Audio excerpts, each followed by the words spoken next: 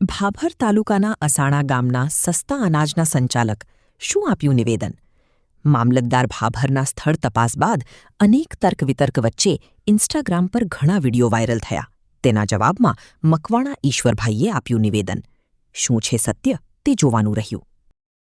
Today news સાથે હું છું સતીશ ચૌહાણ અને 2 દિવસ અગાઉ જે વિડીયો વાયરલની અને સસ્તા અનાજની દુકાન ચલાવતા અસાણાના ઈશ્વરભાઈ જે છે એમના જે વિડીયો વાયરલ થયા અને કાયદેસરની કાર્યવાહી ચાલુ છે. અત્યારે આપણા એમના ધર્મપત્ની આપણી સાથે જોડાણા છે અને શું કહેશો બેન, આ વિડીયો વાયરલ થયા છે અને કઈ રીતની પોઝિશન છે, કઈ રીતના વિડીયો વાયરલ થયા છે એ બાબતે તમે શું કહેશો?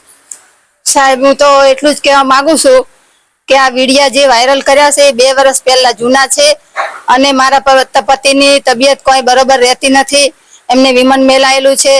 આ વારંવાર અમને પરેશાન કરે છે, અમારી જાતિ ઉપર ખોટા અફસોસ નાખે છે. તે માટે હું એટલું જ કહું છું કે મારા પતિને કાંઈ થયું તો પછી એની જવાબદારી કોણ લેશે?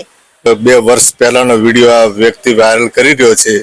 એ ટાઈમે જે તે ટાઈમે એમડીએમ વાળા, આંગણવાડી વાળા અમારે તે માલ લેવા કોઈ બી સાધન લઈને આવે એટલે અમે તો આપવા બંધાયેલા છે, અમારે આપવું જ પડે. એ શું સાધન લઈને આવે, તમે આ સાધન લઈને કેમ અમને નહીં આપ્યું બોલી ના શકીએ. અને 2 વર્ષ પહેલાનો છે પણ મને બદનામ કરવાના ઈરાદાથી જ આ વ્યક્તિ જૂના વિડીયો વાયરલ કરી રહ્યો છે.